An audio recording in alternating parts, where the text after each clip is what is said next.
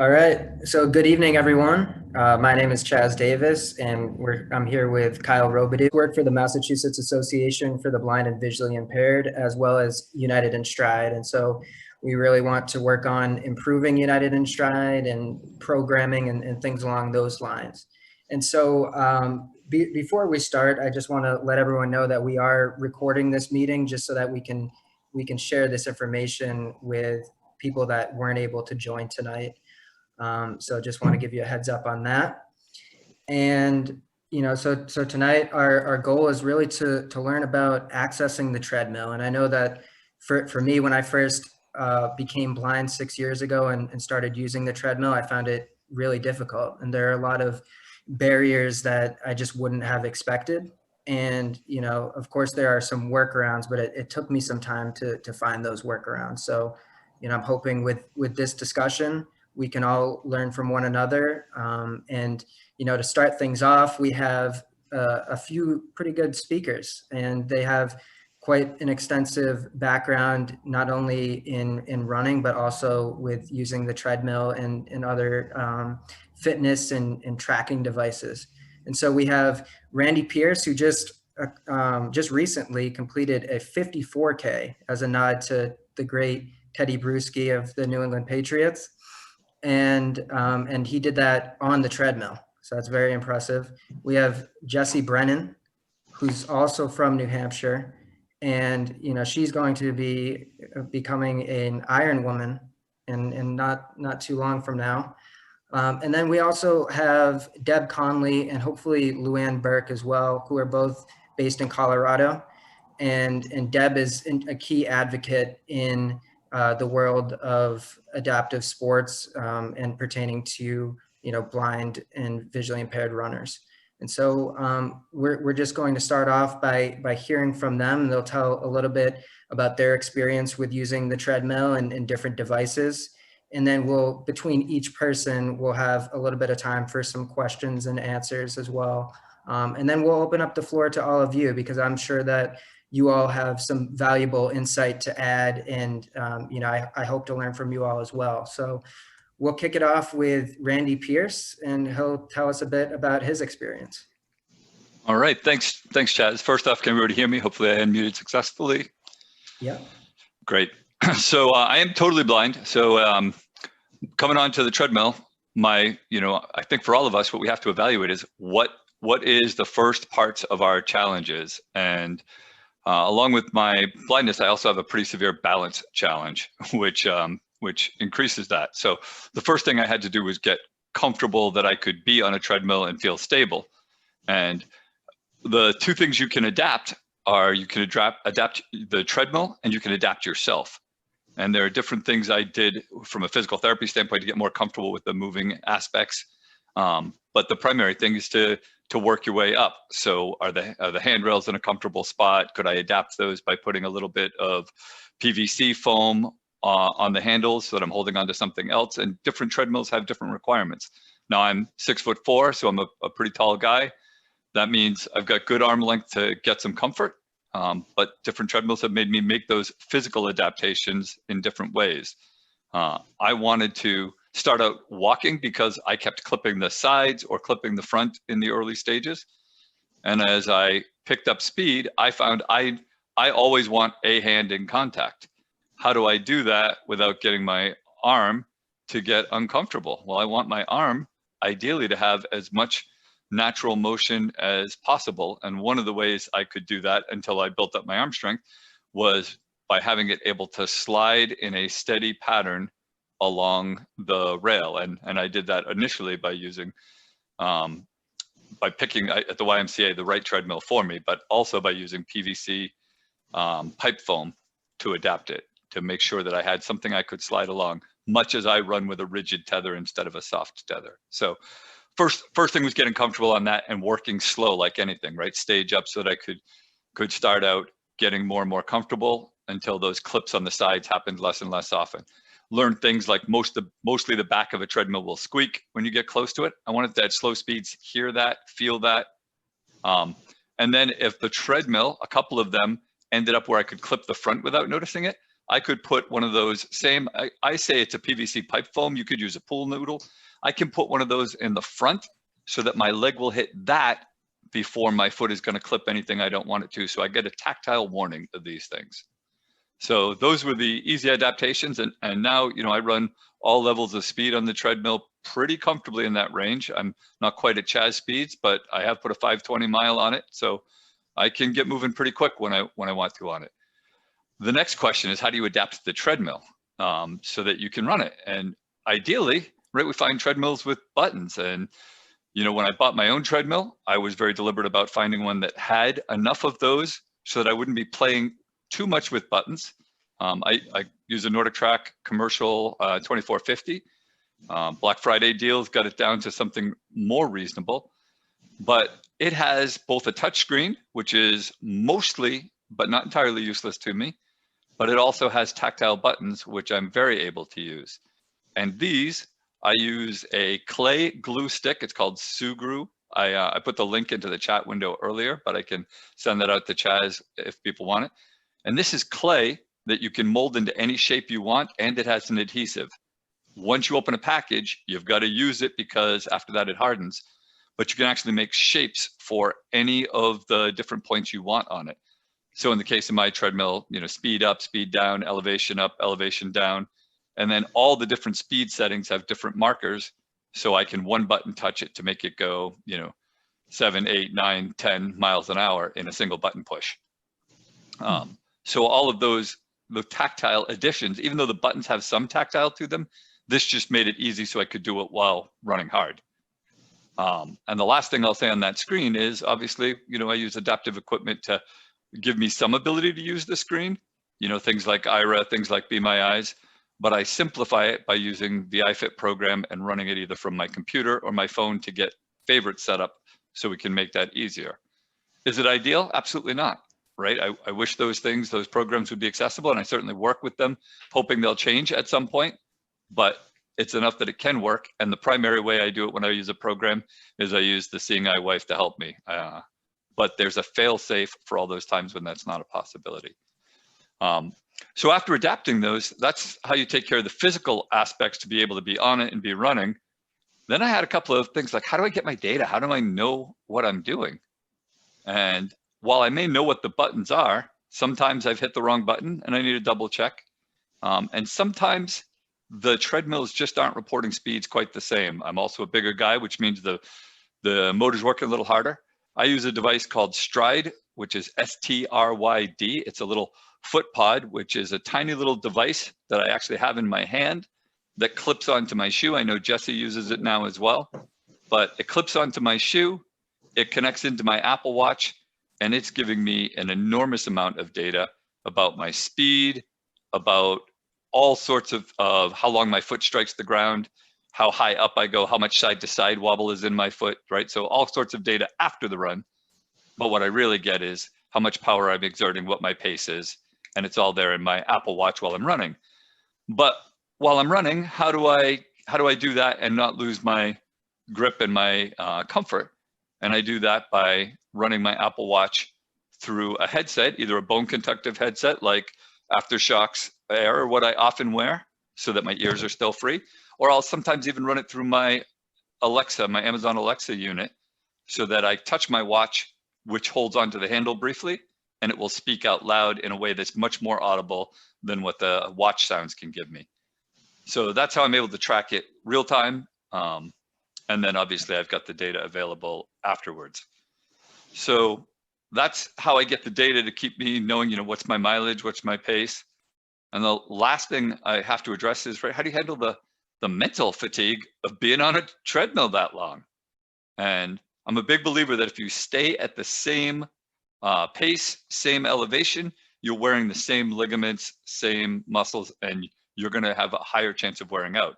So I'm a big fan that you should, you know, change the elevation, change the pace, mix it up enough on long runs.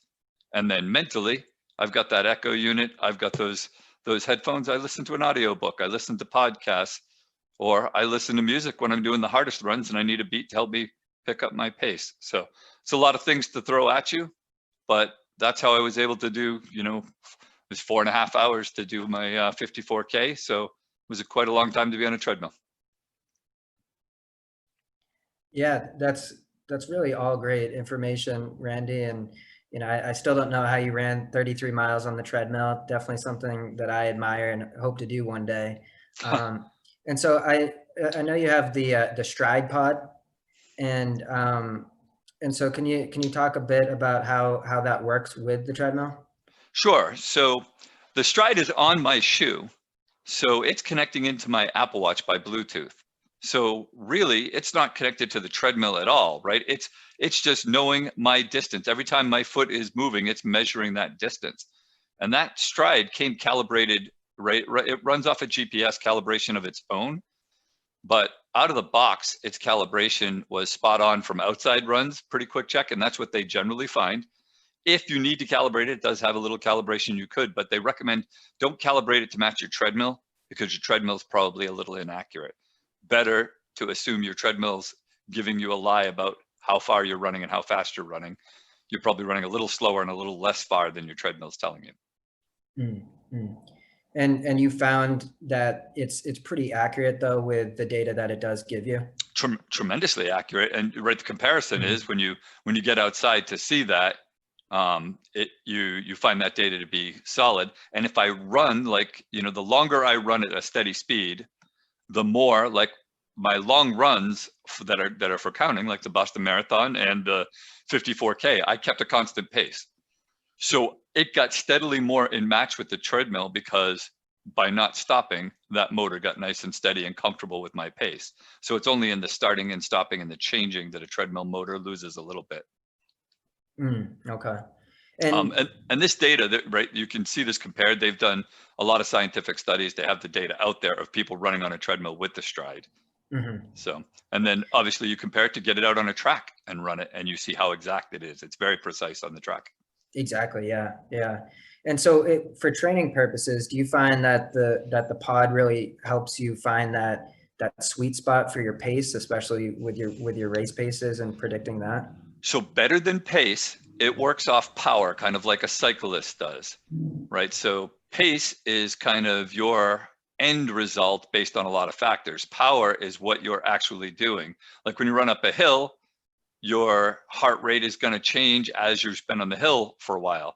The foot pod is going to detect the elevation, detect the wind, detect the temperature. It knows what your heart rate is, but it doesn't care. It's determining how much power you're putting out at any point.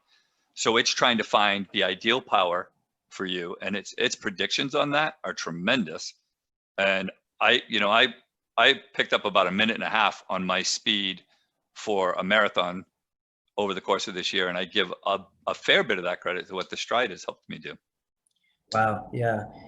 And I think with those power metrics, it's very similar to cycling, and I think it's a really great way to really hone into where you are instead of just relying on your pace and how you're feeling that day. So that's good. So does anyone have any questions for Randy or any comments about what he just said? And if you do, just unmute yourself, which is Alt-A, and just say your name and we can address it. Yes, Khaled here. Yep, go ahead. Yes, hi Randy. I have a couple of questions. First of all, brilliant effort in the 52-kilometer run. And just for anyone interested in strides, they have an offer till the end of the month for Black Friday. It's $20 off. So if anyone want to invest in a new unit. My question, I would like you to talk more about the iFit. I actually, for the last 2 weeks, I've been reading about different treadmills. And one of the things that caught my attention is using iFit. And one of the thing I would like you to clarify, are you able to customize your workout? For example, say I want 12 minutes warm up at speed of such and such 6.5 mile, then 10 times 60 seconds at the pace of 12 mile an hour, and then 1 minute rest. Will it Sure. do that for you?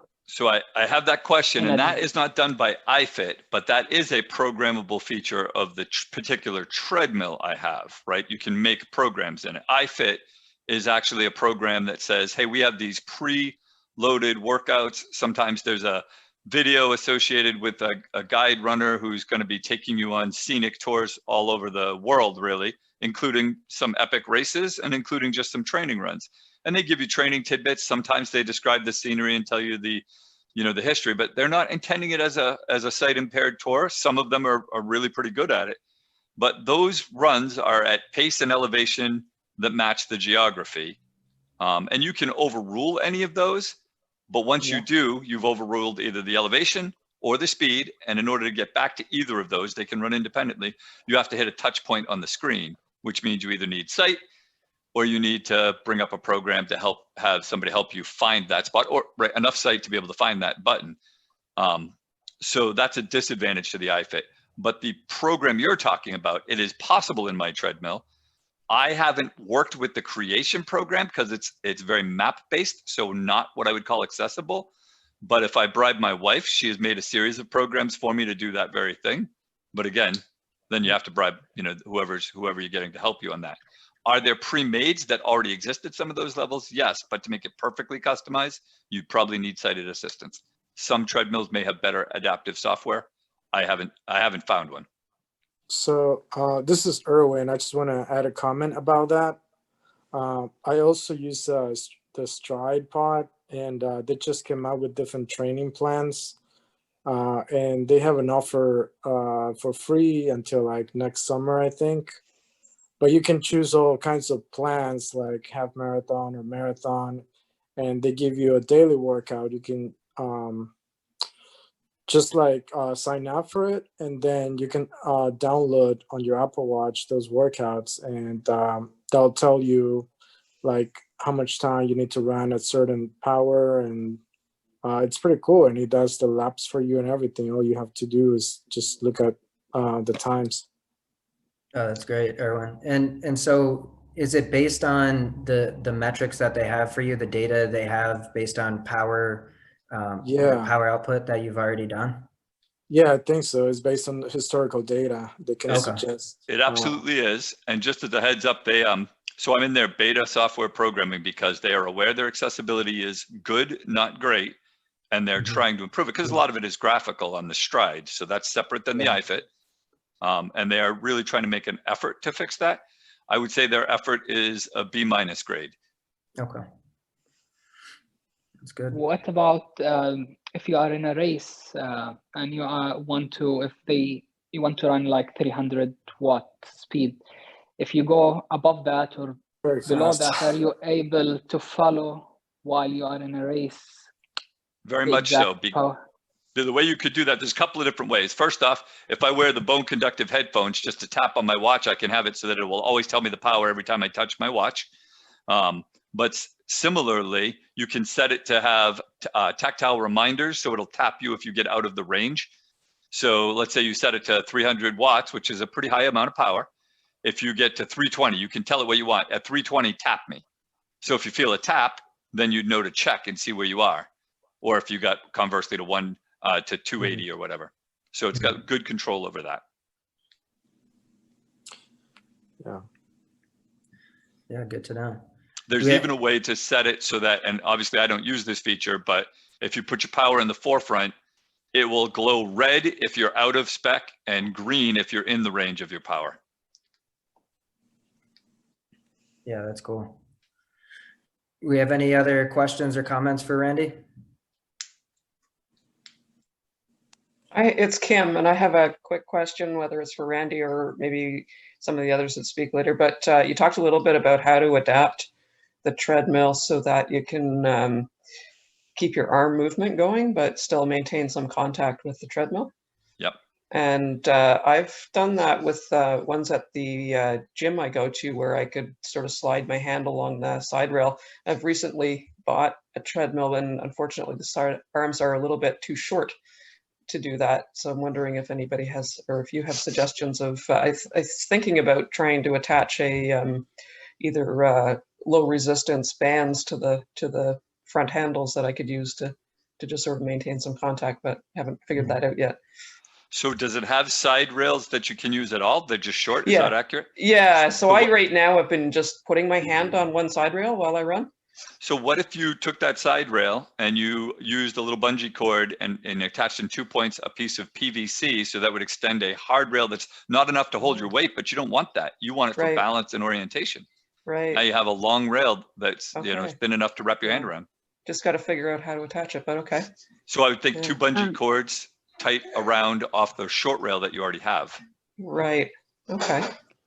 Yeah. This is Lois Butterfield, and I wanted to tell you about my adaptation that I've done to my treadmill, which is I attached a resistance band, kind of a light one, to kind of around the front where,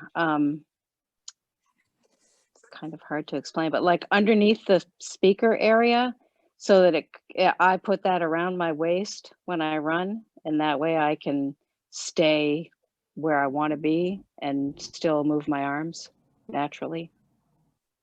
Okay. That's worked for me until I forgot to have the key on one time, and I fell, Oh, and I gee. couldn't get off because the band was holding me there. So that was kind of crazy, but I learned my lesson. Yeah, but it sounds like a good adaptation that you've found. Good ingenuity It works there. pretty well, yeah, actually, yeah. Yeah, yeah. And I also use the Stride, and I also use iFit. So it's kind of cool that other people are doing that too. Yeah, all good stuff. So I want to transition now to Jesse Brennan. Jesse, if you want to talk about your experience. Sure. So my speech might be a little shorter just because Randy already touched on some of it. Thanks, Randy. So yeah, I'm a Stride user too, which I find a lot of benefit on the treadmill. A lot of differences between Randy and I. We have totally different treadmills. So my treadmill is not very, it doesn't have a touch screen at all on it. And so it only has buttons. And so one thing that's cool that I really like and that I found a lot of use with is, yeah, it has long arm rails, but then it also has, on the front of it, it has the place where you would hold to get your heart rate tested and stuff. It's pretty ergonomic to how you would have your hands naturally. And on the top of those are little dials, and so you can adjust the incline and pace right from there, which is nice. That's one of their big features that they talk about. And then on the side, so on the right side, there's buttons that range from 1 through 12. So you can just hit the button. It's a tactile button that you can hit to change the speed. And then on the left side is the same for the incline and decline. So I don't really need sighted assistance at all. I should add that I do have a little bit of usable vision, so sometimes that does help, but really you don't need vision to use the treadmill. And there's programs on the treadmill. Honestly, I just do manual just because I like doing my own thing. And so it doesn't, probably the biggest drawback for some would be that it doesn't actually connect to iFit. It doesn't communicate with it. But I just use, if I do a guided workout, I just use the Peloton app. And I have to adjust the treadmill myself, but like Randy said, if you're using iFit and you want to modify the program that it's in, it sort of falls off. You have to then modify it forever in the workout unless you hit a button to go back.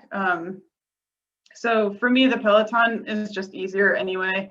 I can sort of do my own thing. I also listen to music.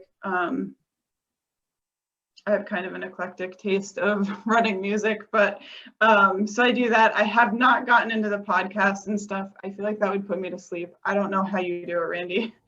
But I also, the longest run I've done on a treadmill is 10 miles. So hats off to you. And so, yeah, I'm happy to answer any questions. So Jesse, are you able to tell during your workout when especially when it's a manual activity, what your pace is, what your speed is and everything like that?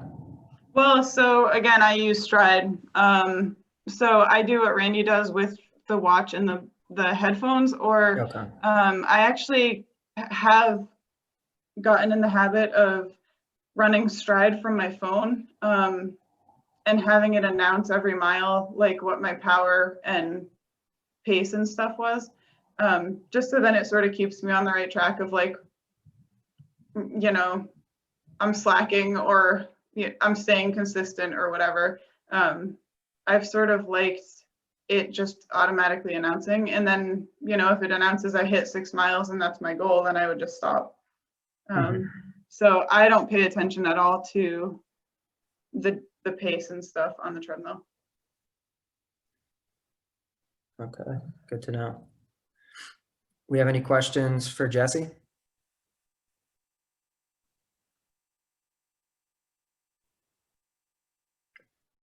All right, and Deb, are you here?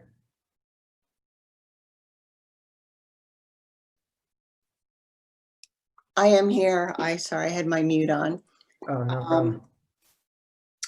I want to talk about my adaptation that I've created for the treadmill, and it's probably what I've heard from other people speaking tonight, a combination of what they've been using. But I myself can see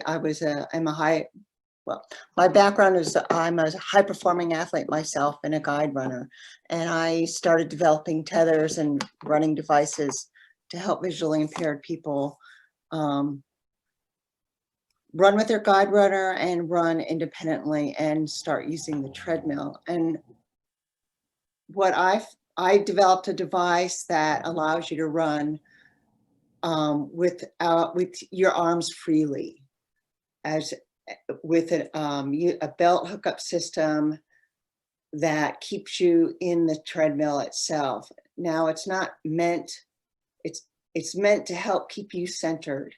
It's not like a fail-safe. You could still fall on it, and that's why I want to talk to people before they're using it. But what it is, and for those that can see, will be able to see it, is it's first of all, it's a belt that's adjustable.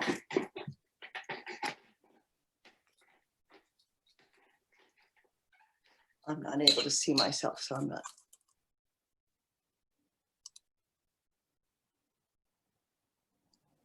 Okay, so it's a belt that has a quick lock adjusting. And what I've done is I've put 2 D clips. And a D clip is a clip that looks like a D. So the flat part resides next to your body, and the round part is away from your body. And these D clips allow movement of the bungees that's going to attach to your treadmill. So I have a bungee type system with clips that will go around at the top of your treadmill, around the arms of it. So it keeps you centered in the treadmill while you're running. And you clip it on, and it's 2 clips. So you clip yourself into the treadmill, and it allows you free arm movement. I know a lot of you can't see, so please ask me questions if I'm not explaining this clearly. So just quick question, is that centered front to back and left to right? It's centered on sideways, left to right. You really cannot do a front to back because of stride length. And I found that this system was best for almost any level of runner, from beginning to an experienced runner, to if you've recently lost your sight or if you've been visually impaired all your life. The biggest problem is balance on a treadmill and getting used to it. And the problem with constantly having to touch the side of the railing is that you're going to eventually develop back problems and hip problems because your hips are not remaining straight as you're running, if that makes sense to people. Mm-hmm. It's really easy to have shoulder problems if you're especially, you know, heavy-handed on the, like say right-handed, and that's the side you want to grab on. Your shoulder's going to hurt, and then your knee will start hurting eventually. So this system allows you to run, you know, as you would outside. Yeah, that's great. And, you know, I think as a blind runner, I found that at least early on, I was drifting from left to right. So this device would account for that. It keeps that kind of movement. It keeps you from drifting. Now, what I have, Okay. what I developed, and everything's going to depend on the type of treadmill you have, the type of runner you are, and your leg strength, stride length. What I have is these are bungee units with clips, and these are 36 inches. So by the time you loop it around and you're centered in, it allows you enough range that you can drift on the treadmill and not drift off of the treadmill. Mm. Did anyone have questions on that? Yeah, it's Kim again. I'm just trying to picture, and I don't have vision, so I'm trying to picture how you connect the bungees to the treadmill. Well, first of all, it's not just bungees, but it's bungees with the clip mechanism. On both ends of the bungees have clip mechanisms. Okay, so those clip mechanisms are gonna, you're gonna have 2 bungees and a total of 4 clip mechanisms. There's 2 clips for each D clip. Okay, so one of the D clip is on your waist. Gonna loop the other around the top of the treadmill. Around it, it's gonna usually be the fork that holds the railing and your board to the treadmill. So it clips around it, so it really locks you in place. And now you can adjust the length of your bungees depending on how.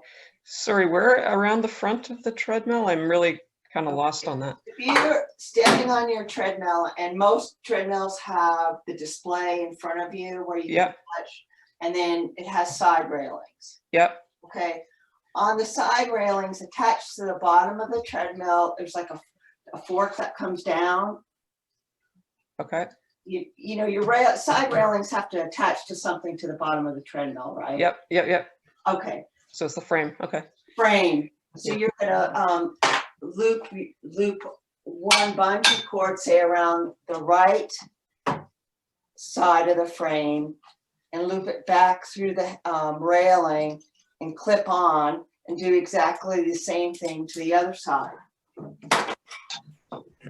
Are you guys talking about, you know, as a device to stay on the treadmill? Yeah. So this keeps you centered. Yeah, I got a perfect one that a person gave me. If I find the name of it, I can message you. Okay. I can sprint on the treadmill, and I could not walk. But the good thing is I can use my arms actually and get a good stride before I had to hold on to the railing, which that's what this system, you don't have to use the railing. It's completely arm free. So it's amazing. Natural way to run on the treadmill. And you get your stride. When I start teaching people how to use a treadmill, I also start them with a metronome and it's an app, you know, a simple free app that you can download to your phone. Because what can become a problem is if you're new to running, you know, the imperfect things about a treadmill is that as you put your foot down, the belt is sliding back. Okay, so it's very easy to become uneven in your running stride. But if you can turn on a metronome and set it so the beat is on each footstep, you get that audible sensation of, okay, I am keeping the beat. Because once you start slipping, you know, not keeping your foot on that beat, that's when you're going to fall off the treadmill. Mhm. Does that make sense to people? Yeah, I guess. Yeah. And so Deb, to your knowledge, this device can be affixed to most treadmills? Most treadmills, and you know, the total, you know, the cost for this belting system, I think I had it for like $55. Okay. So it's pretty affordable. And of course you can make your own. The things with my belt mechanisms, my bungee cords are manufactured and the clips are put on by a sport manufacturing company. So they're not gonna break. Versus trying to put one together yourself, because in between the clip and the bungee cord, I have another mechanism that is a fabric system that interlocks to the bungee. So it's not just that it's tying to the clip. There's an actual a fixture. I don't know if people can see if that makes sense. Yeah, definitely.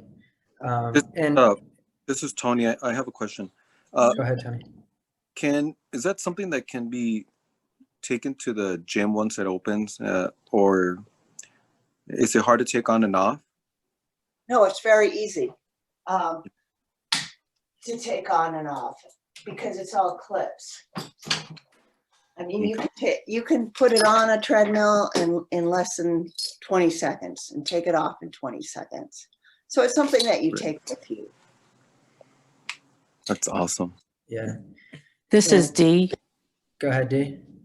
I am not a runner at all. I am primarily a walker on the treadmill.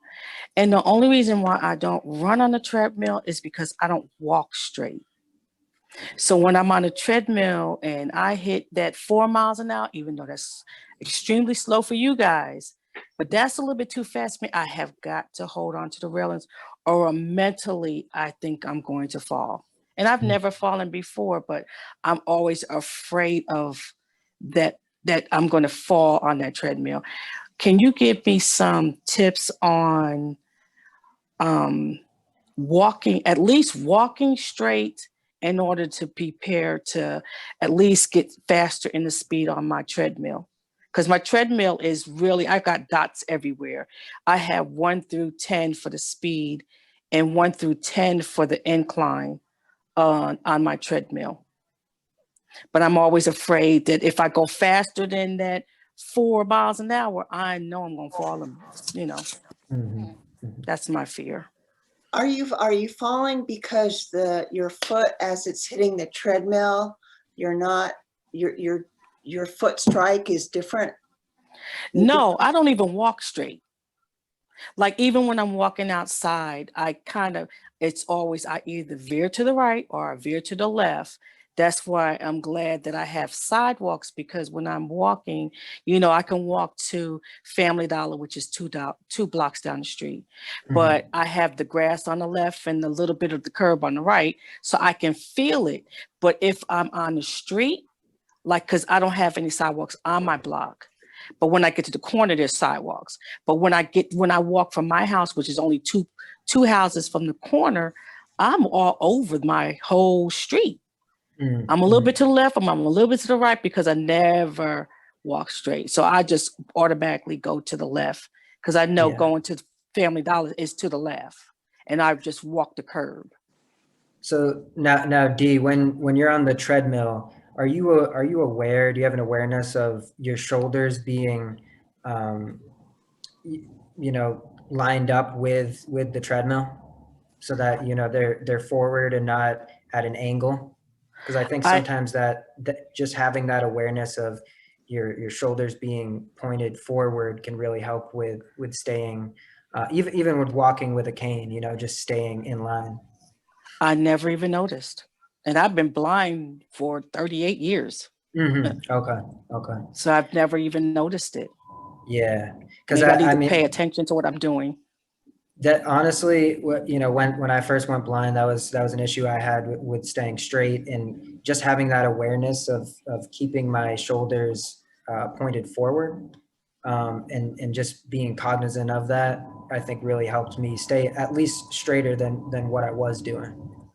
So, maybe just something to consider. And then also, when walking on the treadmill, you can kind of swing your hands forward so they're making some contact with the treadmill, but not that constant contact with it. So you're aware of where you are, and just kind of having that presence. I found that to be helpful too.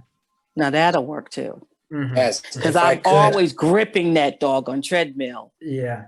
Because I'm afraid. I'm like, and I'm on the older side too. So. Chaz, two things to add on that. Excuse me? I said, Chaz, two things to add on that. Yeah, go for it. Go ahead. So with the shoulders, head leads the shoulders. So keeping your head straight is an important part of that. When you turn your head, sooner or later, your shoulders are going to follow your head. And the second part of that is, that's exactly what MABVI does, right? It's an orientation mobility, help you start to think about that. And sometimes it's a good time to think about wherever you are based. I don't know that, but maybe an O&M, just a quick little check on services might give you the tips to really help you get that straightening for regular walking, and that'll carry through to the treadmill. Absolutely. Great point.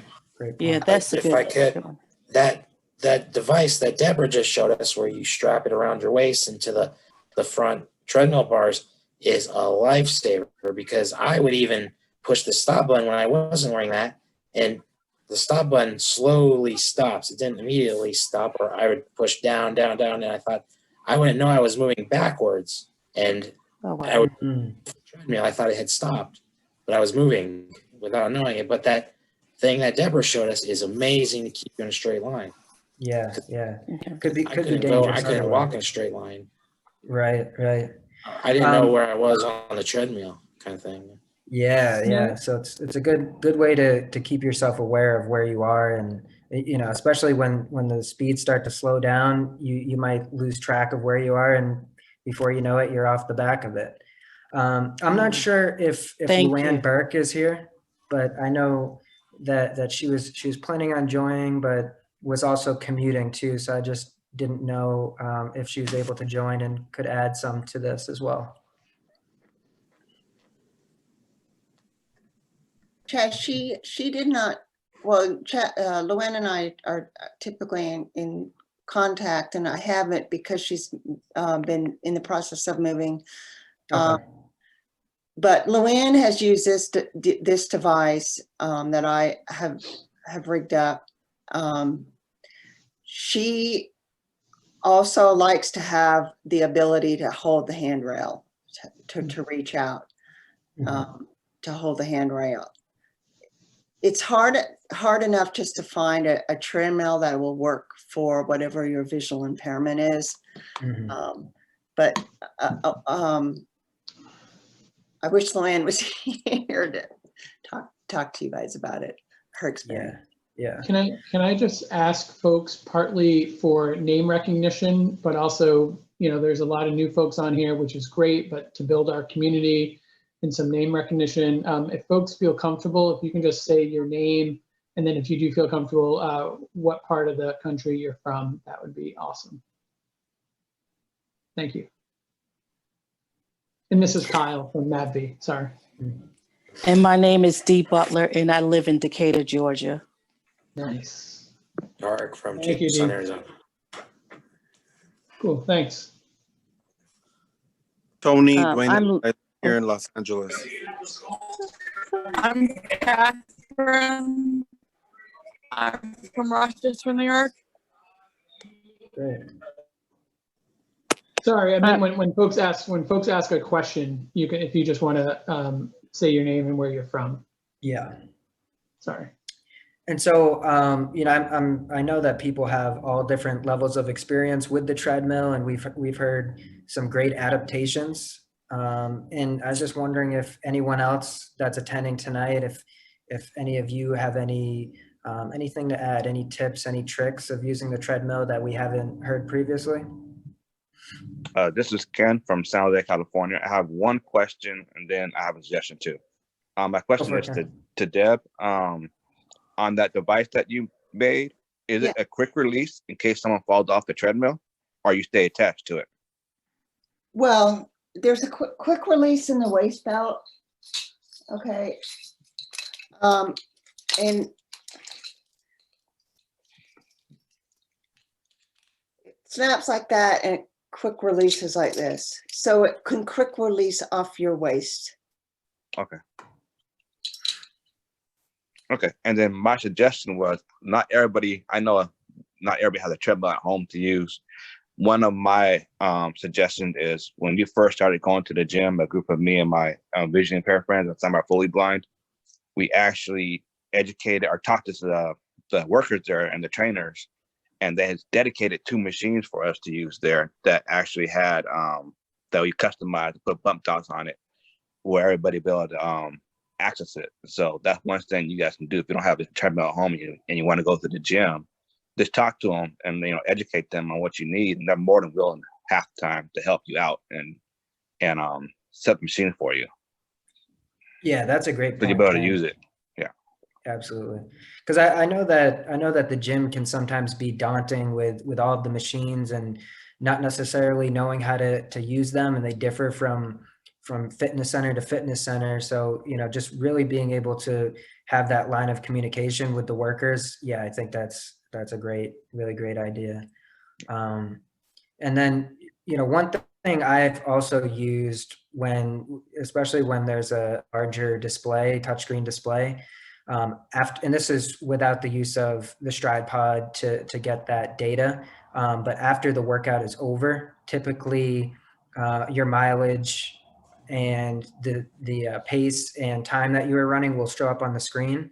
And so there's an app that Microsoft made called Seeing AI, which is artificial intelligence that allows you to read what's on a screen or what's on a piece of paper. And I found that to be very helpful. Or alternatively, you could even just take a picture of where you think the screen is.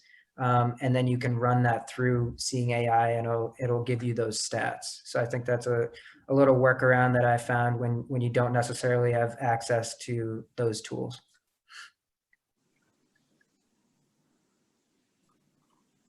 Anyone else have any comments or questions? Yeah, it's Kim. I'm from Toronto, Canada. These are all really good suggestions. I ended up buying a treadmill because it had, and I specifically looked for one that had tactile buttons. I think there's it does have a bit of a touch screen, so I've got bumps on the quick start speeds for walking and running. And then on the side arms, it's got the up and down, incline and decline, and increase and decrease speed. So I kind of adjust with that. But I really just use either Strava has the ability to do indoor run, or I use the Apple Watch workout app, and I've been actually finding it to be, I think, reasonably accurate, if not accurate, consistent at least. Yeah. And I'm super slow, so I'm not necessarily worrying about race pace or anything. The downside I have about the watch is that when I'm sweating, I find it really hard to actually get the touch screen to work. So stopping the workout or checking things on the run is a little bit hard when you're sweating. Yeah. And with the indoor running with Strava, that's using the Apple Watch too, right? Correct. Yeah. Okay.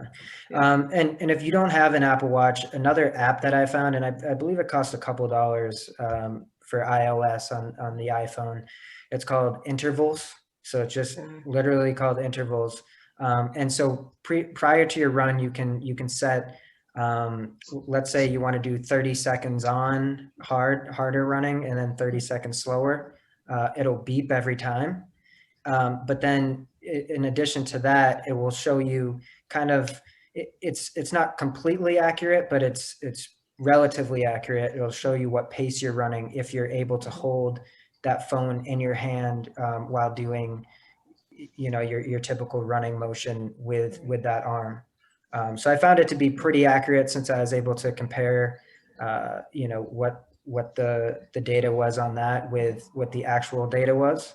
So that's just, you know, another workaround if you don't have access to a watch or something along those lines. Right. Do you know any of the free apps that kind of do have those interval timers that I guess they tell you when it's been 30 seconds and then to go to, you know, your sprint or walk for a minute or then back to your 30-second sprint or walk?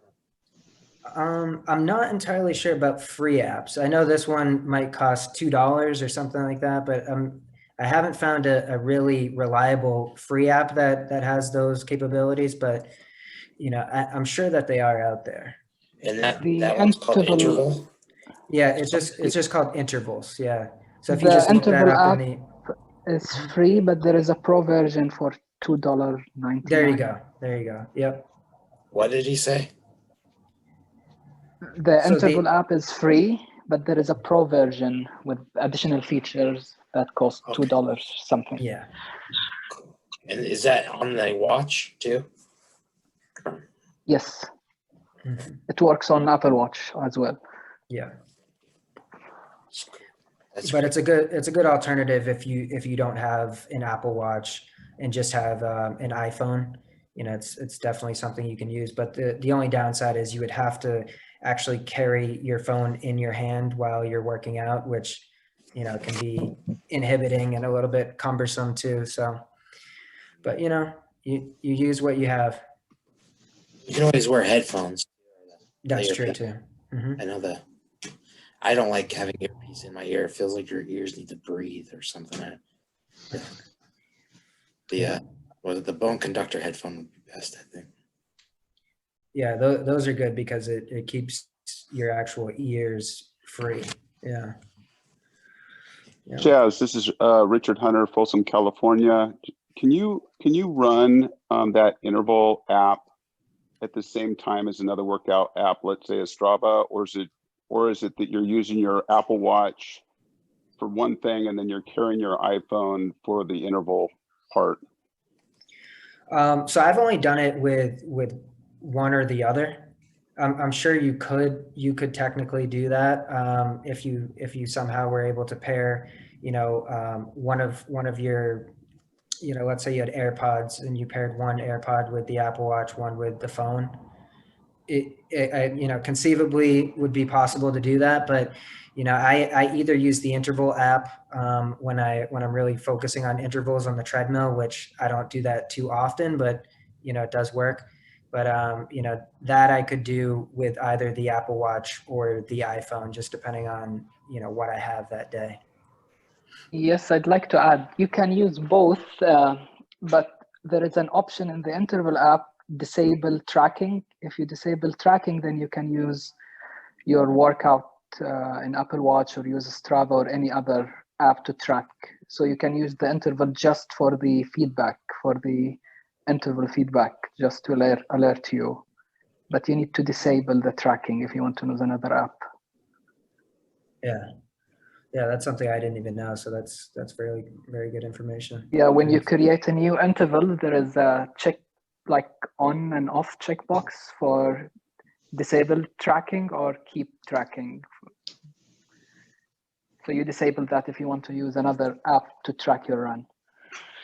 Yeah. Yeah, thanks, Khaled.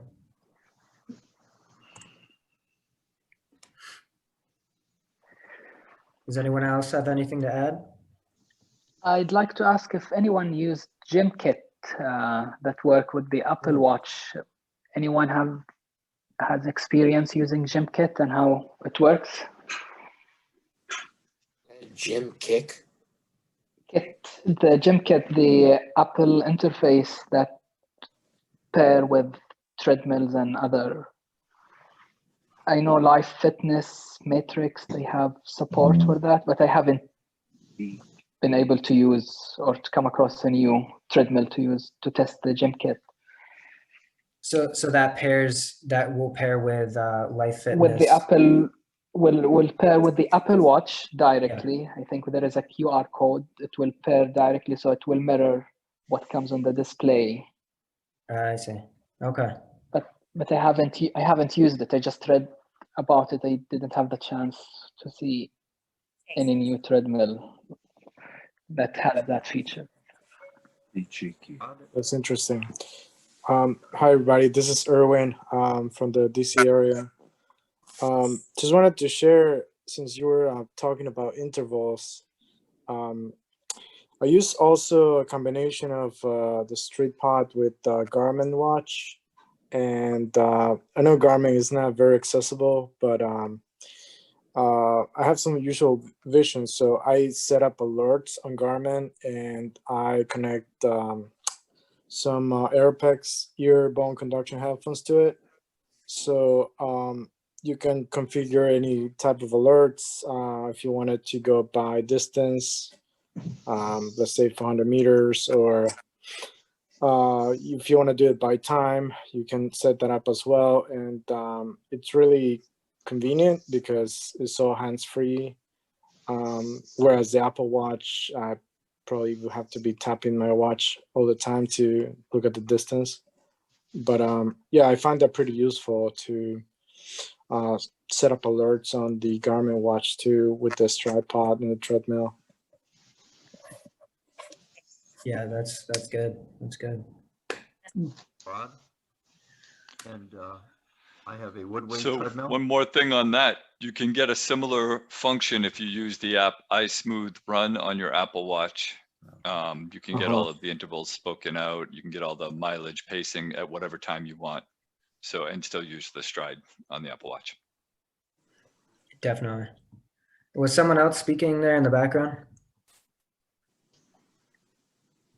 This is Rod. I don't know if you're able to hear me. Are you able Yeah, to hear we can me? hear you. Oh, okay. I had problems before with my settings, I think. About a month ago, I recently purchased a Woodway treadmill. I've been saving up quite a while for one of those, and they're quite expensive, but they have really nice buttons with very nice feel to them. And the way I use it, I haven't done the programs yet because I haven't had it long enough, but you can pair your Apple Watch to the treadmill, and then it will keep track of your workout. And when you're all done and you press the stop button, it sends it to the Apple Activity app. And then in order to monitor my workout, because I don't want to be tapping my watch all the time, I have an Android phone, and on there I use the Wahoo app, and every minute I have it announce the elapsed time and my heart rate, which is determined by a Rhythm Plus I also wear on my wrist. So I have two. I have the Apple Watch and a Rhythm Plus, and that way I get a feeling for how hard I'm working out, and I can easily adjust the pace and the incline with the buttons on the treadmill. They're easily accessible, and unlike the Matrix treadmills that I used to use at the Y, I don't have any problems of leaning into the treadmill and hitting the panic button or whatever you want to call it and stopping the treadmill. So far, it has been really worth the money. It has treads on it that feel like tires, so it's really easy on the knees. But again, they're very expensive. But for anybody who can afford to save up the money for one of those, you know, if you're really into that kind of stuff, I think they're worth it. Yeah, the very high end treadmill, but you know, solid, very solid. What was the name of that treadmill again? This is D? It's called Woodway. Woodway. W-O-O-D-W-A-Y. Okay, thank you. They delivered mine and set it up. Now I was fortunate in that they're down by Milwaukee, and I'm maybe 100 miles away. So it probably cost me, I think it cost me, was it 500 or 600 to set it up probably, and they delivered it and set it up. I don't know how they do it in other parts of the country. Yeah. You do have to have special wiring. Maybe it's like that with all the higher end treadmills. So so that you have one of those 3-prong outlets where the outlet is on an angle so that you can't plug more than one electrical device into a outlet. Yeah, that's great. That's great.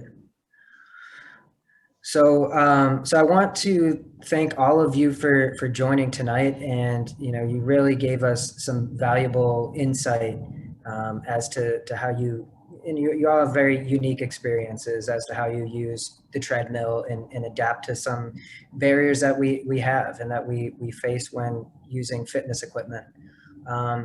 And so, if anyone wants to learn more, we certainly can send information to you.